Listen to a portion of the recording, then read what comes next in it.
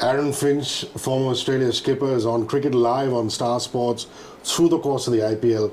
Big fan, mate, and thank you for doing this. Thank you. Pleasure being here. Aaron, I'm going to start with some of your career highlights before I actually get into the IPL stuff. I mean, to me, the fact that you're a double World Cup winning captain, 2015, I didn't captain 2015.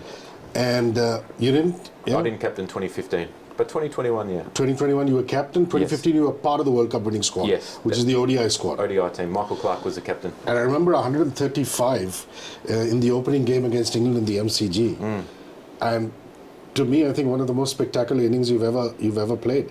You have any memories of that innings? I've got a lot of memories of that innings. I remember being incredibly nervous turning up to the ground because for years I'd watched Jimmy Anderson and Stuart Broad swing the ball around corners, so I was incredibly nervous. I got lucky early. Chris Wokes managed to just spill one.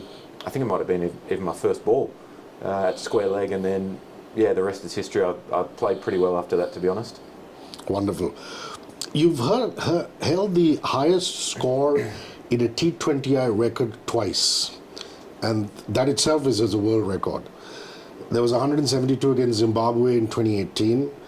And that itself surpassed 156 against England in 2013.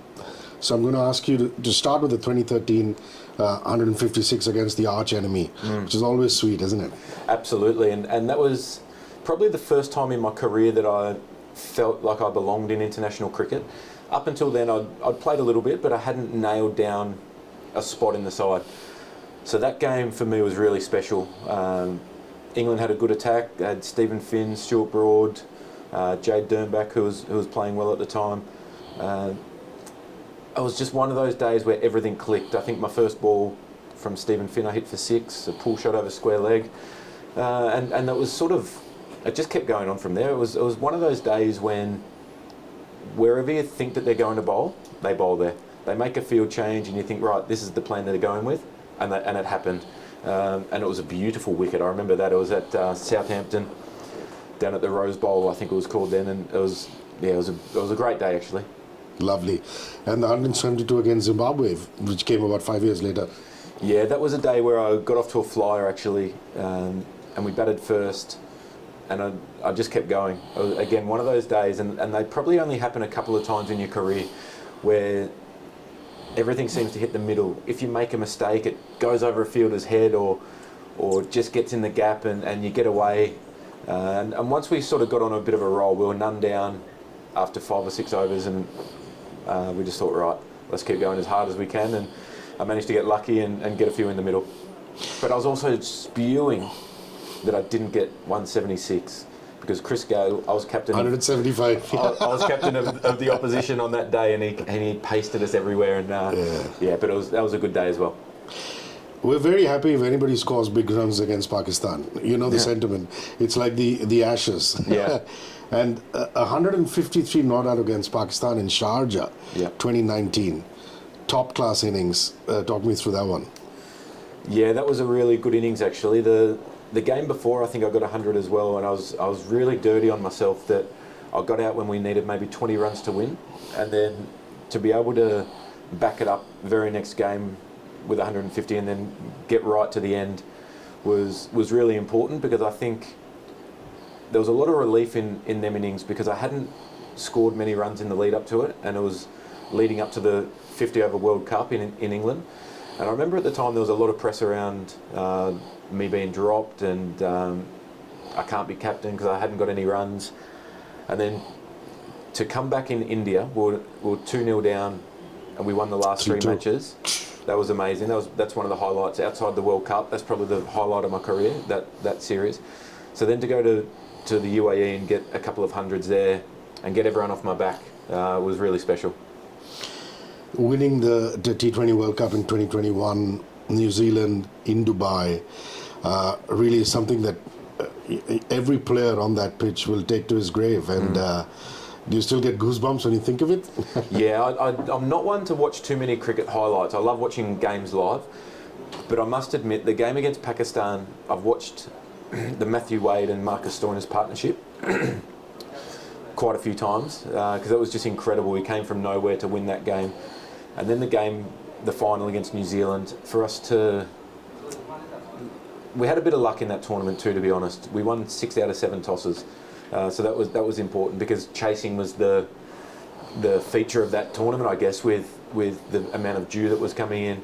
A tricky chase, I think 177 or 176, and that was really a special performance. I just remember how tight we were as a unit. Everyone, we had the time of our life, even though we're in a COVID restricted bubble. Everyone just had so much fun on that trip. We made it as enjoyable as we could. We played golf together. We'd have a few beers together just to celebrate everyone's success as a group, but also individually, and how tight-knit that group became, especially in a difficult time for everyone around the world of COVID was really special. 9 seasons of IPL, Aaron, and some of your mates must rib you that there was a different team most years. I think 2 years with Gujarat Titans, if I'm not mistaken. Good years with Gujarat Lions, yeah. 2 yeers with Delhi. With Delhi. Yeah, but 9 teams is a lot, eh? Just goes to show I wasn't very good. Yeah, no, don't say that. And 88 in 2014 playing for Sunrisers Hyderabad. That was your highest score. Against Delhi at Dubai. Again, in Dubai, yeah. That was an interesting year because in the auction, Hyderabad had picked myself and Shika and David Warner. So we had 3 opening batsmen and someone had to bat at 3. So that sort of changed a little bit. That was a really important innings, I think, because it was a game against Delhi that sort of helped kick our season on, and we just missed the finals, but that was I had a really good partnership with David Warner throughout that. I think it was over 100, so that was really cool as well. And your 2 years with the Gujarat Lions, 2016 and 2017, there were 2 defining innings. One was in 2016 a 74, and the very next year a 72. Yeah, those must be special ones too. I think one was against Bangalore. I was batting at number 4. So I opened the batting in the first few games, got injured, and then come back and batted number 4. And I think we were 2 down for not many against Bangalore, chasing like 151, tricky chase. And I just thought, right, I'm just going for it. And it was, again, one of those days where I tried to slog my first ball off Badri. Slid one in, just missed leg stump, and then the next 2 I hit for 6. So I was off to a flyer again. I had some great memories playing with the guys at Gujarat. That was great fun. Again, we enjoyed each other's success, and the 74. I can't remember that one right off the top of my head at the moment. There was a 74 in 2016 and a 72 in 2017. Yeah, but you just described playing for the Gujarat Lions, which obviously is special. The most recent one was playing for KKR. Yeah. There was a year ago a 58. You must remember that very vividly. Not too long ago. That was at Brabham, I think, and we were chasing a big total against Rajasthan. Josh Butler got 100, as it seemed like he did every game in that season. He's been on fire for a long time. He's a great player. And myself and I actually ran Sunil Narayan out without facing a ball. He opened the batting, and then myself and Shreyas Iyer had a really good partnership, and I got out just at the wrong time. So they're things when you look back, and it's not about the runs that you got, it's about the time that you get out, and I still kick myself for things like that because we should have chased 220 at Brabham, but it's one of those things. Everyone's trying their best. And sometimes do you look back at Pune Warriors, the team, and said, it was short-lived, it wasn't meant to be. You had one distinctive innings with them in 2013, which was an innings of 67.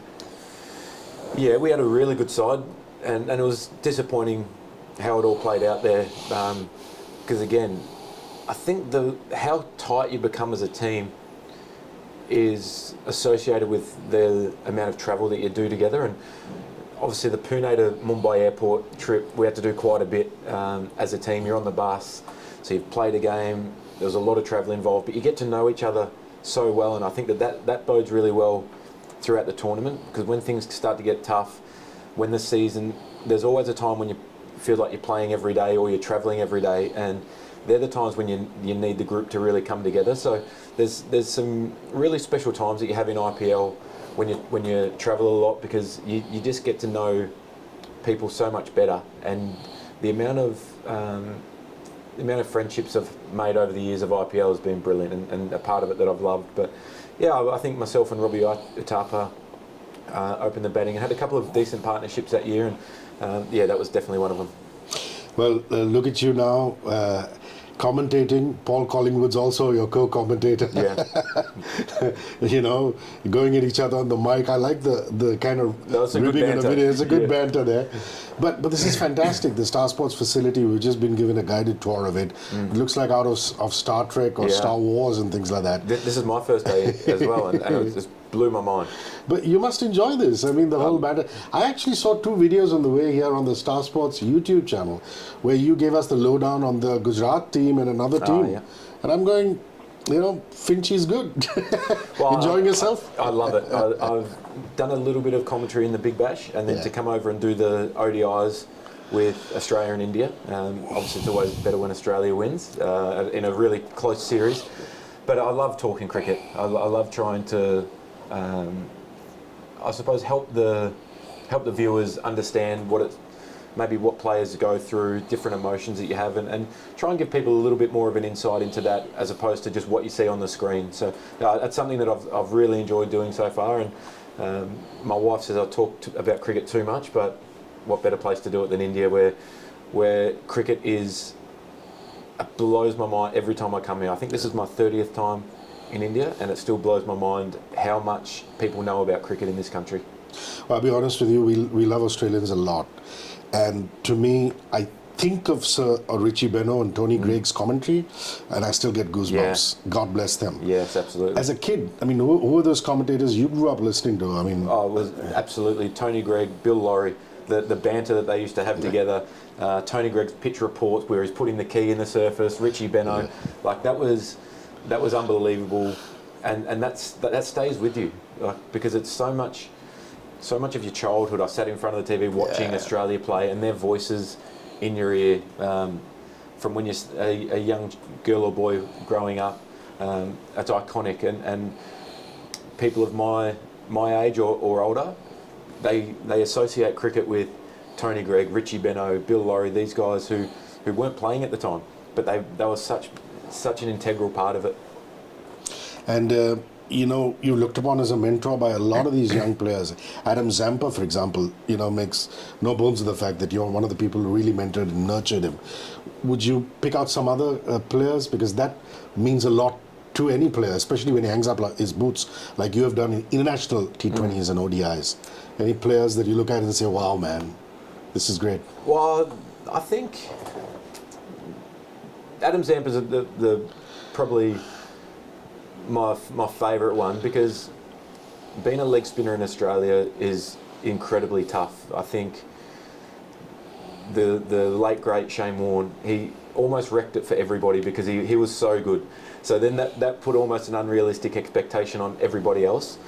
So people are really quick to judge spinners in general, but particularly leg spinners, and it is the most difficult thing to do in the game. The amount of skill that it takes to bowl leg spin is incredible. So I always felt Zamps had a great ability to get good players out, and I think if you look at his record over the last 5 years, how well he's done against Virat Kohli, how well he's done against Kane Williamson, Joss Butler, these guys, like, they're greats of the game. He always seems to get the best players in the opposition out, and sometimes you just need to help people understand the importance of a guy's role in the team, but not just in the playing 11, in the squad, because like I said before, how close a group is, when things get tough and you come together like that, that's what you need. And to see Zamps' rise over the last couple of years to becoming one of the best in the world, it's been great fun to watch, and very happy that I could play a very small part in it. The great Shane Warne used to come here every year and talk to Indian journalists, and even before Adam Zampa made his debut on the international stage, he would always say, there's a kid back home called Adam Zampa. He's fantastic. There's a kid back home. So I'm glad you nurtured him there. Let's just have a cursory glance at the IPL this year, because we're sitting in Mumbai, home team, no Bumrah. Will Jofra Archer be enough? You know, of course, there's Cameron Green in the batting department, Ishan Kishan. Your thoughts on Mumbai? Mumbai, very good side, obviously. Disappointing year last year, Yeah. where Bottom of the table. yeah, they just didn't quite click. But notoriously slow starters in the tournament. Always. If they can start the tournament well, then I think that will put a lot of fear in oppositions, because they've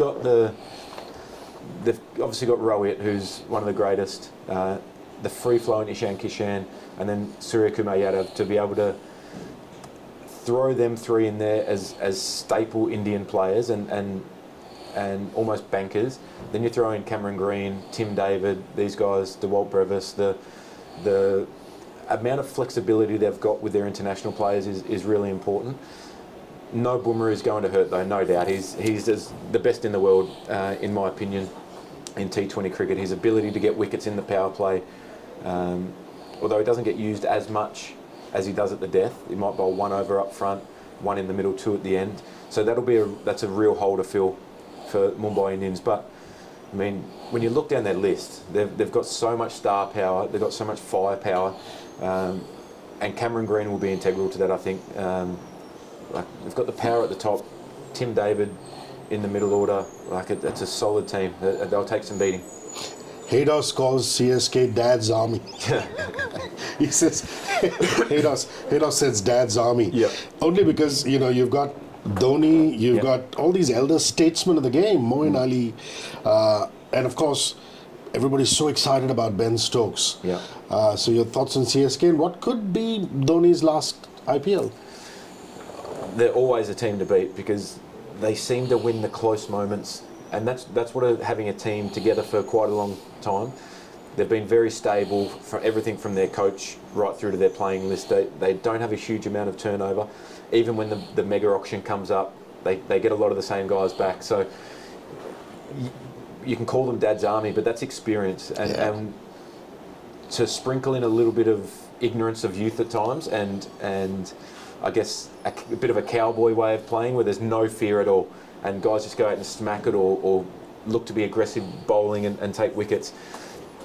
When you've got a good combination of that makes for a really exciting team, and obviously led by Dhoni. But the one player that I'm super excited to watch again is Gurkharad Gaikwad. Ruturaj Gaikwad, yeah. Sorry, yeah, and I think he's a superstar in the making. Once he gets in, he's so hard to get out. So I love watching him bat, and it's so hard to play against him because he's got so many options. Last year's winners, Gujarat Titans, I mean, they've got Shubman Gill, guy to watch out for. Dave Miller, how good is he? Yeah. Last year's top scorer. I mean, you could argue Kane Williamson or Matthew Wade, and of course there's Alzari Joseph, the West Indian. What do you make of their chances? They'll be very good again, because I think that they've got, I think with David Miller missing the first couple of games, if I'm not mistaken, with international duty, I think that then Matthew Wade will come in, and I hope they use him at number 6 or 7, and be that real finishing role. I think last year they got a little bit confused where to use him best. Tried opening, tried 3. He can be so destructive up there, but I think when you've got Shubman Gill at the top, when you've got Saha, who had a great year last year, I think that they can open the batting and be as dangerous, whereas at the bottom order, Matthew Wade can be destructive. If you combine that with David Miller, depending on the combination, then I think that is a powerful lower order for any team. The fact that we get a lot of teams bowl more leg spin these days, having left-handers in that middle to lower order plays a big part as well. So I see a huge opportunity for them again. Hardik Pandya, for him to stay at 3, potentially, or even 4 if Williamson bats 3. Their bowling combination, they've got so much flexibility there as well. So they're a very exciting team, and they'll be hard to beat if they start well. And I think a lot of that revolves around Shubman Gill. Okay, we'll look at just one more team because we're running out of time, which is the Delhi Capitals. Your friend David Warner. Yeah. There's Nagarkoti, Sakaria in the pace department, Akshar and Kuldeep in the spin. No Rishabh Pant. They're still my team. They're still the team that I'm backing to win their first IPL title this year. I think that depending on how they use Mitch Marsh, we saw how destructive he was in the ODIs, opening the batting. Could he open and Warner bats 3, or Prithvi Shaw bats 3? I'll be interested to see that. But the thing that I like about them is that they've got fast bowling covered, they've got spin covered, they've got the all-rounder in Marsh. They've got the experience of Warner. For me, they're they're a team that hasn't quite got it right when it's mattered in finals. They've not quite nailed the key moments in games, but if they can get on a roll, they'll be so hard to beat. And I think having Mitch Marsh up and running for a full season, touch wood, possibly, and he stays injury free, that will be a huge way, because he helps structure up their team so well. Last question. What's your favorite Indian city? Where do you like to just relax, or is it all just work? No, I do love coming to Mumbai. Delhi is hectic, but I love going there because they've got some beautiful golf courses. Yeah. I love playing golf. Unfortunately, this trip there's no amount of time to get out, but I've Rajasthan, Jaipur. That's a place that I love going as well. Although it gets so hot up there, it gets so hot. You can barely breathe when you're out in the middle there. But it's a great place to play cricket. The people are great. I just love being here. It's the feeling you get when you're around people who just love cricket. It's like nothing else. Aaron Finch, ladies and gentlemen, he is on through the IPL, Star Sports as the destination, Cricket Live, and a whole lot of other platforms that you'll see him through the course of the tournament. I really appreciate your time. Thank you very much. Thank you, mate. Cheers. 94.3. One world, your station. Radio 1.